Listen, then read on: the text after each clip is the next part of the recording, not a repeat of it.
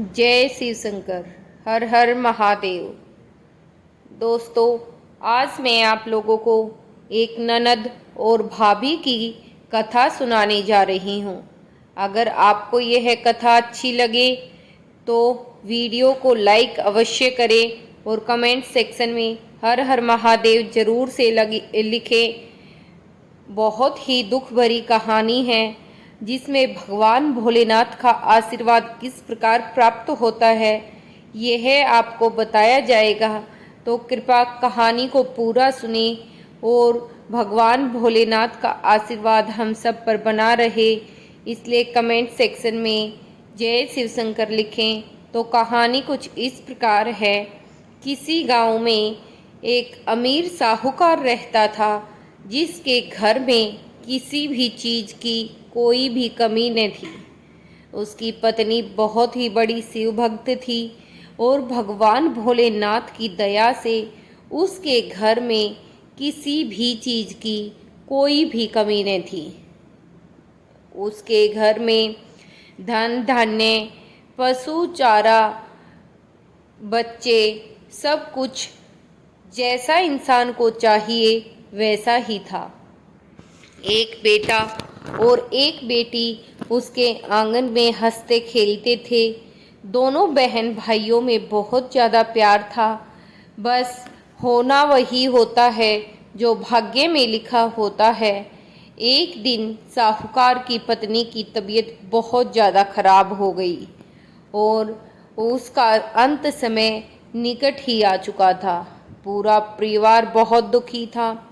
बेटा बड़ा था, सब कुछ समझता था, बेटी थोड़ी छोटी थी।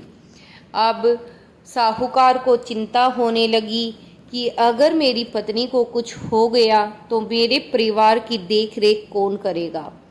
लेकिन चिंता करने से भी हरण नहीं होता। जो होना होता है, जो भाग्य में लिखा है, जो विधाता को मंजूर है, वही होता है। कहते हैं चिंता चिता समान होती है और यही इस परिवार के साथ भी हुआ। पहले साहूकार की पत्नी मर गई और फिर साहूकार इतनी ज़्यादा चिंता में डूबा रहा कि कुछ ही समय के बाद साहूकार का भी अंत समय नज़दीक आ गया। अब दोनों ही बहन भाई बहुत ही अकेले पड़ गए थे।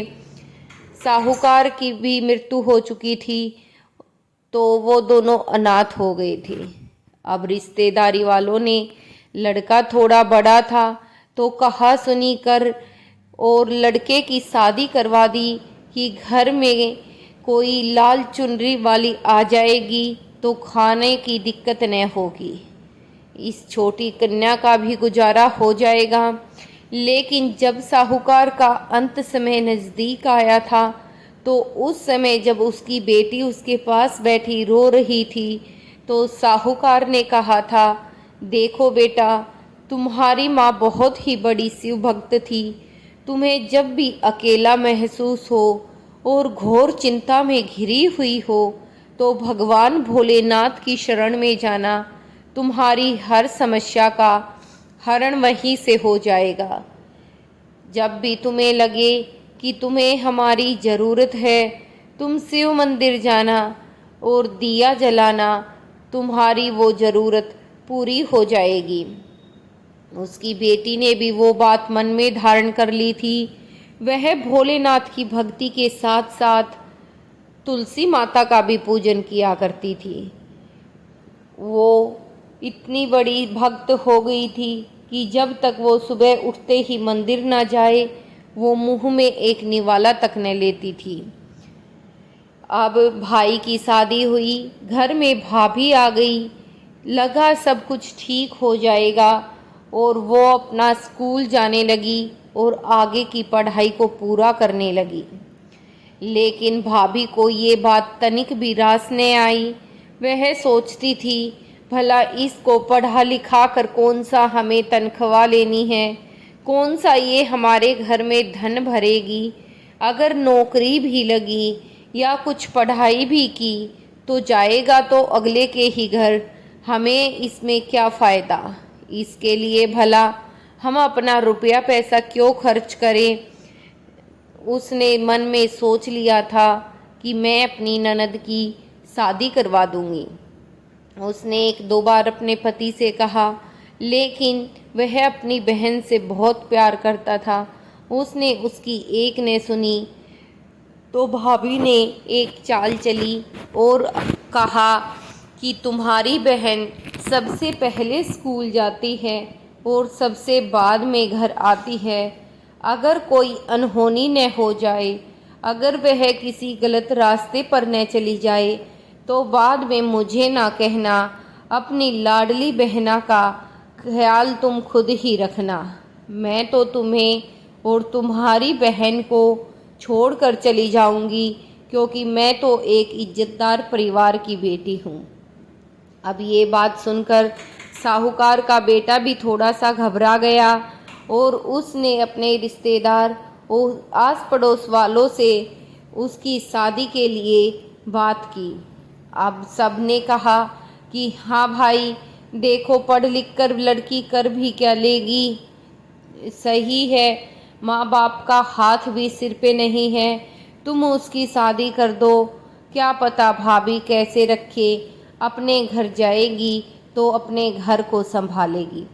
अब भाई ने फैसला किया कि वो अपनी बहन की शादी कर देगा, इसलिए वो उसके लिए वर खोजने के लिए जा रहा था। तो उसकी पत्नी ने कहा, देखो अंधा काना लूला लंगड़ा जैसा भी मिले, चाहे कोई कोढ़ी हो, उससे अपनी बहन का रिश्ता कर देना। किसी बड़े घर आने पर अपनी बहन के रिश्ते के लिए हाथ न डालना। इतने बड़े घराने में हाथ डालोगे तो सब कुछ उस पर ही खर्च हो जाएगा, भला हमारे लिए क्या बचेगा। ज़्यादा दान दक्षिणा देनी पड़ेगी और घर भी खाली हो जाएगा। हमारे बच्चों का गुजर बसर कैसे होगा। अब भाई ने हाँ में सिर हिलाया और वर की खोज में निकल गया। चलते चलते चलते चलते काफ़ी दूर निकल चुका था और वहाँ जाकर उसे एक बड़े राजघर में पता चला कि वहाँ उसके बेटे के लिए लड़की खोजी जा रही है। अब वह राजघर में आने में गया और वहाँ जाकर पूछा कि क्या तुम अपने लड़के का रिश्ता लोगे। तो उन्होंने कहा, हाँ भाई, हम भी अपने लड़के के लिए लड़की ही खोज रहे हैं।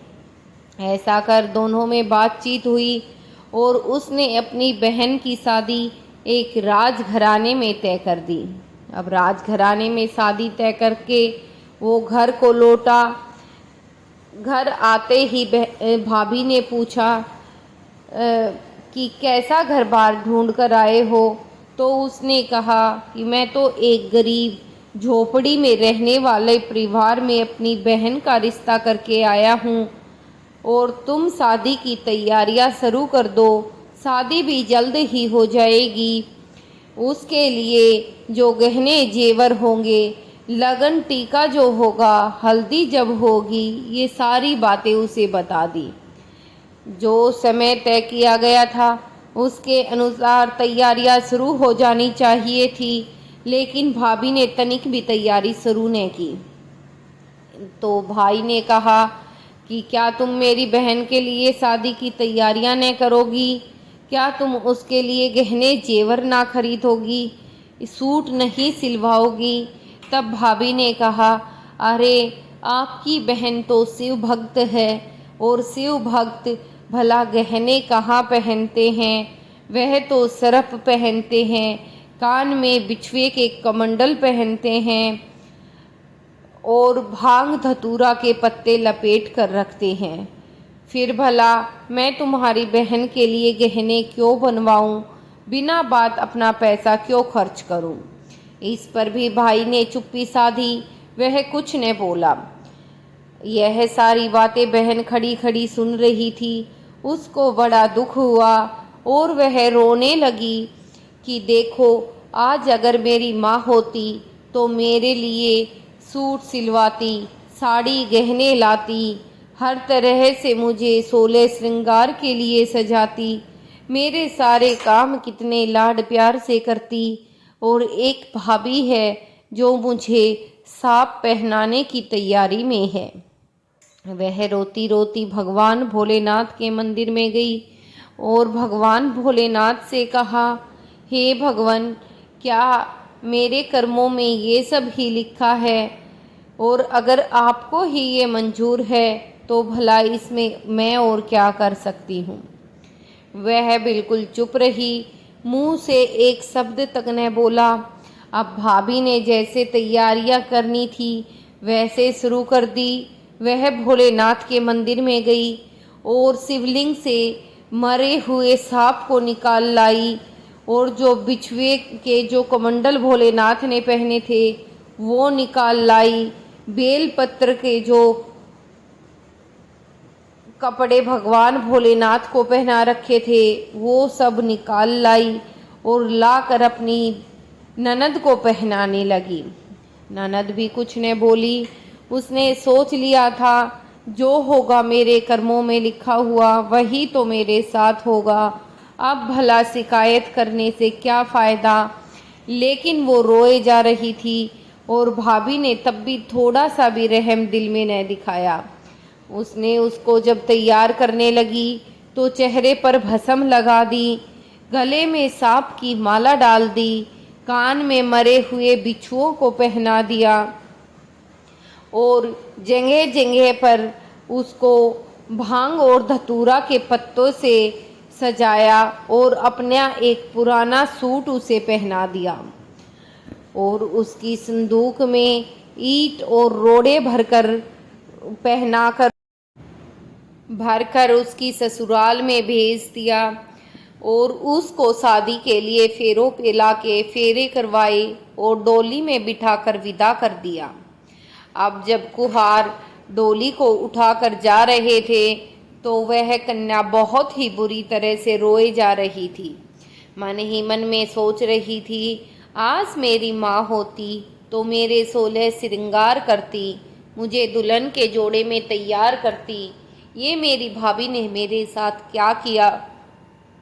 दुल्हन के जोड़े की जगह फटे पुराने वस्त्र पहनाए, 16 श्रृंगार की जगह भस्म, मरा हुआ सांप और मरे हुए बिच्छुए मेरे गले में और कानों में डाल दिए। हे भगवान, मेरा बड़ा दुर्भाग्य है। क्या एक शिव भक्त की ऐसी ही दशा होनी चाहिए। ये सोचकर वो रोए जा रही थी। कुहार काफ़ी आगे निकल आए थे उसकी डोली को लेकर। उसको सामने ही एक शिव मंदिर दिखाई दिया। उसने कुहार से कहा, अरे भैया, अगर आप लोग मेरी थोड़ी सी मदद करो तो मैं ये शिव मंदिर जाना चाहती हूँ, क्या तुम मुझे रोक दोगे? बस 5 मिनट के लिए मैं आपके सामने हाथ जोड़ती हूँ। कुहार को इतनी नम्रता से बोली हुई बात पर बड़ी दया आई और उन्होंने कहा कि हाँ हाँ, क्यों नहीं, हम तो बिल्कुल आपको रोक देंगे, आप 5 मिनट आराम से जाइए। अब वो भोलेनाथ के मंदिर में गई। वहां जाकर भोलेनाथ के चरणों में बुरी तरह से लिपट कर रोने लगी कि हे भगवान, मेरे माई बाप लौटा दो, चाहे कुछ हो, एक बार मेरे माई बाप लौटा दो। मेरे पापा ने कहा था कि जब भी मैं अकेली होंगी, मुझे किसी चीज़ की ज़रूरत होगी तो आप मेरा साथ दोगे। आज आप कहाँ हो? इतना ही बोला था कि वहाँ पे एक बूढ़ी औरत प्रकट हो गई। उसने कहा, बेटी तुम कौन हो और ऐसे वेश में यहाँ क्या कर रही हो? तो उसने कहा कि मैया, मेरी तो शादी हुई है, मैं तो डोली से उतरकर भगवान के दर्शन करने आई हूँ। तब उसने कहा, इस अवस्था में भी भला किसी की डोली आती है? ये क्या तूने अपना वेश बनाया है? माई बाप ने क्या तुझे ऐसे ही सजाया है? तब उस लड़की की आंखों से आंसू छलक उठे। वह चाहकर भी खुद को न रोक पाई और बुरी तरह रोने लगी। तब बूढ़ी औरत ने कहा, बेटी अपना दुख अगर मुझे बताओ और थोड़ी देर के लिए समझो कि मैं ही तुम्हारी माँ हूँ, तो मैं समझूंगी कि तुमने मुझे अपनी सेवा का मौका दिया है। अब कन्या भी पूरी भरी हुई थी। दुख इतना था कि वो एक ही क्षण में सारी बातें बोल गई। ये सारी बातें सुनने वाली वो बूढ़ी औरत साक्षात तुलसी मैया थी। उसने उसके सिर पे हाथ रखा और कहा कि बेटी, तुम तनिक भी न घबराओ, तुम थोड़ा सा अंदर चलो, वहाँ पर एक शादी का जोड़ा रखा है, तुम वो जोड़ा पहन लो और तैयार हो जाओ। वो अंदर गई, जाकर शादी का जोड़ा देखा, पहना। माई ने उसके 16 श्रृंगार कर दिए, उसको इतने सुंदर रूप में सजा दिया कि सब कोई देखकर हैरान हो जाए। अब वह झटपट से डोली में गई, जाकर बैठ गई और अपने ससुराल में पहुंची। जैसे ही वो ससुराल गई, अब उसके मन में था कि जब कहार मेरी डोली को नीचे रखेंगे तो मैं इनको भेंट में क्या दूं। मेरी भाभी ने तो मेरे इस संदूक में पत्थर रोड़े ही भरे हैं, क्या मैं ये पत्थर रोड़े इनको दूंगी? भला कोई मुझे क्या कहेगा कि इतने बड़े साहूकार की बेटी और पत्थर रोड़े लेकर आई है। अब वो बड़ी घबराई घबराई सी संदूक को खोलती है। खोलते ही वह क्या देखती है कि उसमें तो हीरे जवाहरात और बहुत सारे कीमती आभूषण भरे हुए हैं। उसने वो सब देखा और फूली न समाई। अब तो उसने सोच लिया था कि जरूर महादेव ने ही मुझ पर दया बरसाई है। अब उसको यकीन सा हो गया था कि अब उसके जीवन में शायद कोई कष्ट न रहेगा। उसने फटाफट अपनी संदूक से हीरे जवाहरात उठाए और मुट्ठी भर भर के चारों कहार को दे दिए। अब कहार तो इतने खुश हो गए, उन्होंने कहा कि हमें तो अपने जीवन में पहली बार किसी की डोली उठाने पर हीरे जवाहरात मिले हैं। पैसा अन्नदान तो सब देते थे, हीरे जवाहरात देने वाली बस तो आप अकेली ही आई हो। आप तो धन्य हो, इतने बड़े दिलवाली हो, इतने बड़े राजघर में आई हो, उससे भी बड़े राज दिल वाली हो। अब कहार हीरे जवाहरात लेकर गांव गांव फिरे, खुशी से सबको बताते फिर रहे। अब ननद, दादी, सास सब खड़े थे। उनको भी लग रहा था कि हमारे लिए भी कुछ न कुछ कीमती ही होगा। और वो साहूकार की बेटी मन ही मन सोच रही थी कि अब तो मेरी लाज बच गई। अब इनको साड़ी और सूट मैं कहाँ से दूंगी, इनके पैर कैसे पखारूंगी? मेरी भाभी ने तो कुछ ना दिया, अब मैं इनको क्या बताऊंगी? तभी वह संदूक को हाथ लगाती है।